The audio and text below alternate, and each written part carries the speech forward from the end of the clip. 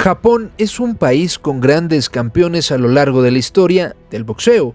Quizás en este lado del continente no han tenido tanto foco de atención, pero desde los boxeadores como Oba, Okuma, Kobayashi, hasta los boxeadores actuales como Yoka o el legendario ya Naoya Inoue, en su momento hubo un boxeador de quienes todos dudaban, pero para muchos es considerado el mejor boxeador japonés de todos los tiempos. Así que el día de hoy, sumérgete en nuestra máquina del tiempo y regresemos al pasado para conocer la vida y carrera del campeón indiscutido en dos divisiones diferentes, el legendario Fighting Harada.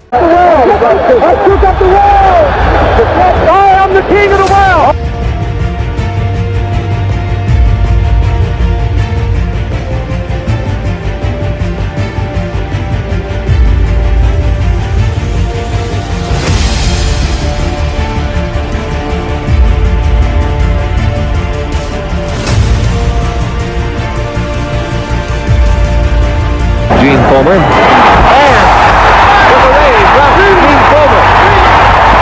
Aunque está abriéndose más de la cuenta, Mantequilla Nápoles se vuelve a conectar sólidamente y gana por nocaut técnico. O sea que Mantequilla Nápoles con un derechazo a todo, de manera ya es a la gana con la punta y ahí se van a tener que parar la pelea.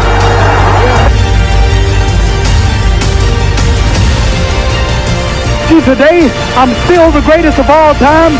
Never again defeat me.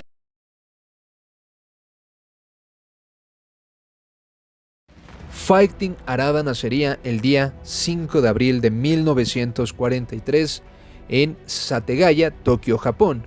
Harada prácticamente nacería 2 años antes de que explotara la bomba atómica tanto en Hiroshima como en Nagasaki. Harada crecía en un mundo post-apocalíptico. Harada desde niño, después de terminar la escuela, comenzó a trabajar en una tienda de arroz. Sin embargo, sintió que necesitaba hacer algo más para aportar dinero a su familia. En su momento Harada mencionó: "Mi familia era muy pobre y sentí que en el boxeo podía convertirme en uno de los mejores del mundo, a pesar de no tener alguna educación por el tema de la escuela".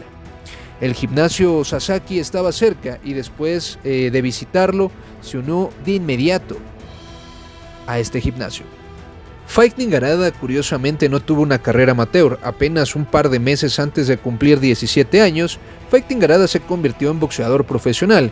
Harada recibió el apodo de Fighting de Takeshi Sasaki, presidente del gimnasio. Harada quería pelear con otro nombre y al principio le avergonzaba, pero terminaría acostumbrándose. Fighting Harada debutaría el 21 de febrero de 1960 en contra de Isami Masui, a quien pararía en tan solo 4 rounds. Ese mismo año, pero en el mes de diciembre, Fighting Harada vencería a Hiroyuki Ebira y le quitaría el invicto en una decisión unánime a Ebira, esto cuando ambos eran aún novatos. La pelea causó bastante revuelo e interés en Japón, ya que tanto Harada como Ebira y otro boxeador con apellido Aoki eran la sensación de Japón y muchos japoneses esperaban grandes cosas de estos tres. Aunque a decir verdad, tanto Aoki como Ebira eran catalogados mejores técnicamente que Harada, por lo cual su victoria ante Ebira sorprendería a los japoneses. Harada seguiría peleando hasta que sí se toparía con un mexicano, el mexicano El Mundo Esparza, que volaría hasta Japón para quitarle el invicto a Fighting Harada en una decisión dividida. En su siguiente pelea, Harada regresaría a la senda del triunfo y era avisado que iría por el título indiscutido de peso mosca en contra del legendario tailandés Pone Kingpech. Harada en ese momento era un total desconocido y de hecho iba abajo en las apuestas. Todos pensaban que Kingpech ganaría con relativa facilidad, pero Harada vapuleó al gran tailandés para ganar el título mundial indiscutido de peso mosca. Una victoria aplastante que, grabada en video, se rige como una de las mejores actuaciones de un japonés en la historia de la conquista de un título mundial. Kingpech, una leyenda de boxeo, se vio superado por una lluvia interminable de puñetazos y se fue liquidado en el round número 11. Unos meses después, Kimpech volvió a coronarse campeón con una actuación inusualmente floja por parte del japonés, aparentemente causada por el viaje a Tailandia. Aún así fue una pelea reñida y una decisión discutible, pero como sucedería a lo largo de su carrera, el potencial de Harada para sembrar el caos parecía estar limitado por la balanza. Ya en ese momento el peso gallo le llamaba, y no es de extrañar, ya que Harada ya había tenido muchas peleas por encima del límite de las 112 libras, incluyendo esa derrota ante Mundo Esparza. Tras perder el título indiscutido, Harada no buscó reconstruir su carrera poco a poco. Primero, intentó desesperadamente concretar una pelea con Jesús Pimentel, el contendiente número 1 del peso gallo, considerado entonces o en ese entonces el pegador más potente del boxeo. El joven japonés no conocía el miedo. La pelea no se concretó, ya que se esperaba que Harada hiciera un nombre en Estados Unidos contra algún otro rival. Así que en su lugar enviaron a otro mexicano a Tokio, el histórico José Huitlacoche Medel. Medel debió parecer una apuesta arriesgada en aquel momento, un veterano que no había alcanzado el título mundial, con resultados irregulares en sus últimos combates, pero aún entre los 10 mejores de la revista de The Ring, que lo clasificaba como cuarto en peso gallo, y su reputación como pegador lo predecedía. Debería haber intimidado al joven Harada, pues tenía más knockouts que peleas que había disputado el precoz japonés. Predijo un knockout en 5 asaltos y su manager Lupe Sánchez dijo: "Mi chico está listo", algo que no hacía falta decir a nadie que considera o que conociera a Medel. Medel vencería a Fighting Harada en 6 rounds, en una de las peleas más emocionantes entre México y un japonés, o entre México y Japón. Harada en esa ocasión por primera vez sería derribado y también por primera vez sería detenido. Años después Harada mencionaría esto: "El primer boxeador que me derribó fue Medel. No se trataba tanto de la potencia de sus golpes, sino de su habilidad para conectar los contragolpes en el momento justo. Era un boxeador defensivo, y si no lanzaba golpes no tenía miedo de ser derribado, pero tampoco habría pelea".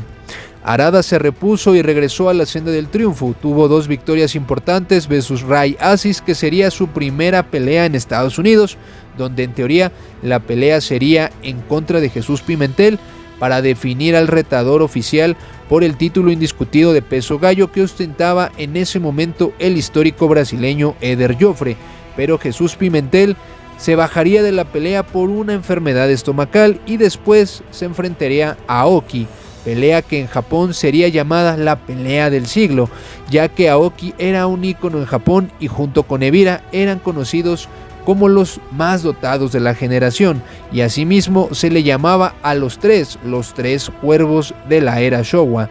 Harada ganaría en 3 rounds con un knockout fulminante ante Aoki y se proclamaría el mejor de su generación.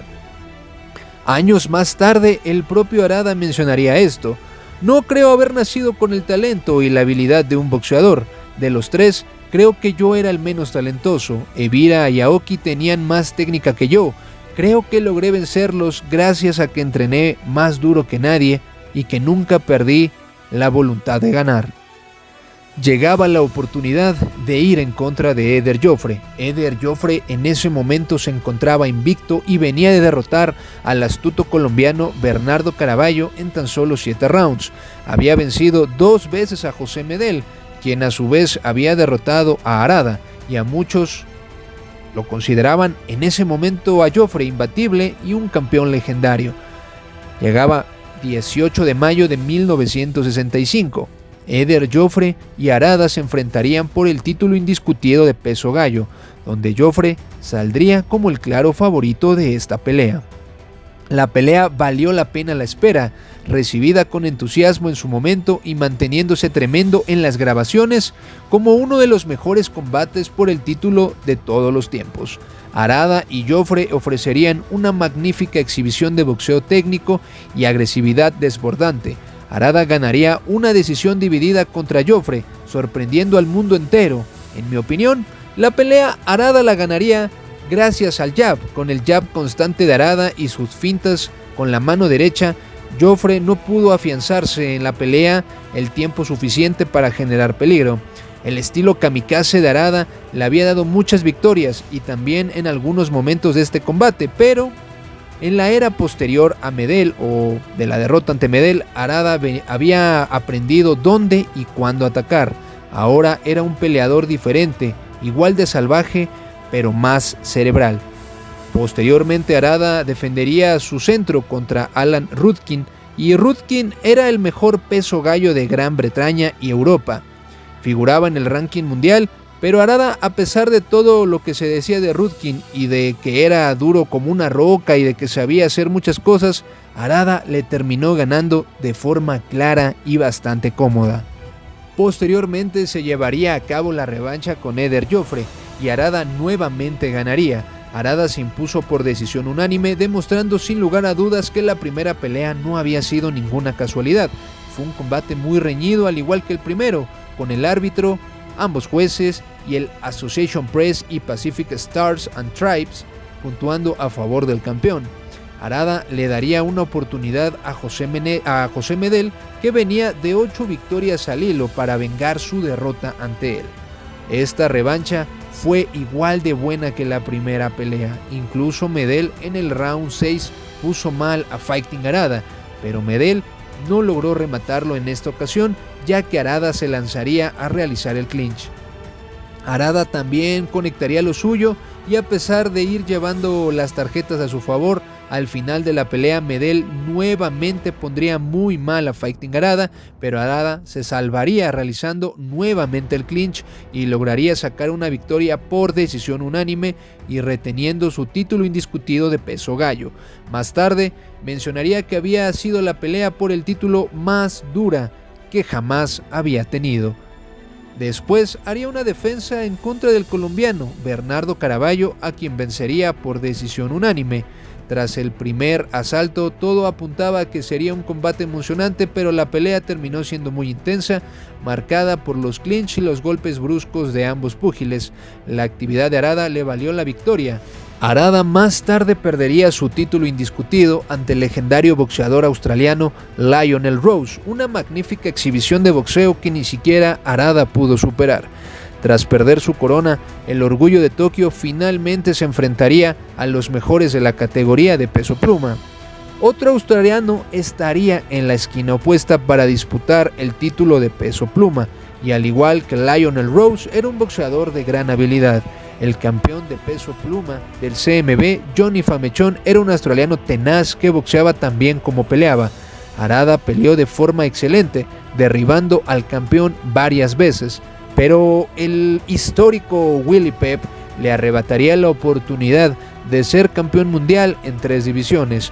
Willie Pep primero puntuó la pelea como un empate, pero luego la cambió a una victoria para Famechon, influenciado por el clamor de una multitud local.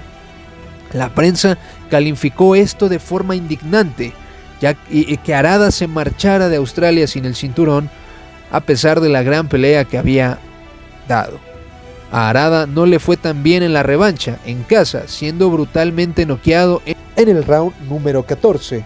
Después de esta derrota, Harada se retiraría, pero tendría una increíble trayectoria en el peso gallo que le había valido el estatus de leyenda y que incluso un merecido lugar en el Salón de la Fama. Continuó vinculado al boxeo y en su momento abrió el gimnasio Fighting Harada, donde se dice que al parecer aún está entrenando o aún entrena ahí algunos púgiles y da clases. También trabajó como comentarista para Nippon TV y en 1989 se convirtió en presidente de la Asociación Japonesa de Promotores de Boxeo, cargo que desempeñó durante 7 mandatos a lo largo de 21 años. Fighting Harada actualmente ha desempeñado un papel directivo dentro de la Asociación de Boxeo Japonesa, contribuyendo a la regulación y crecimiento del boxeo en su país. Su última aparición histórica fue en el 2019, entregando el trofeo Muhammad Ali a Naoya Inoue, tras su victoria sobre Nonito Donaire para ganar el torneo de la división de peso gallo, el World Boxing Super Series. Fighting Harada nos enseñó que quizás haya personas que puedan tener mejores habilidades que tú y que a veces las personas no van a creer en ti, pero no hay nada como la disciplina, la fuerza mental y nunca dejar de creer en ti mismo. Eso fue lo que hizo Arada, jamás dejar de creer en él y trabajar todos los días en perfeccionar su boxeo. Sin duda, Fighting Arada siempre será recordado como una gran leyenda, y no solamente en la historia del boxeo japonés, sino en la historia de todo el boxeo.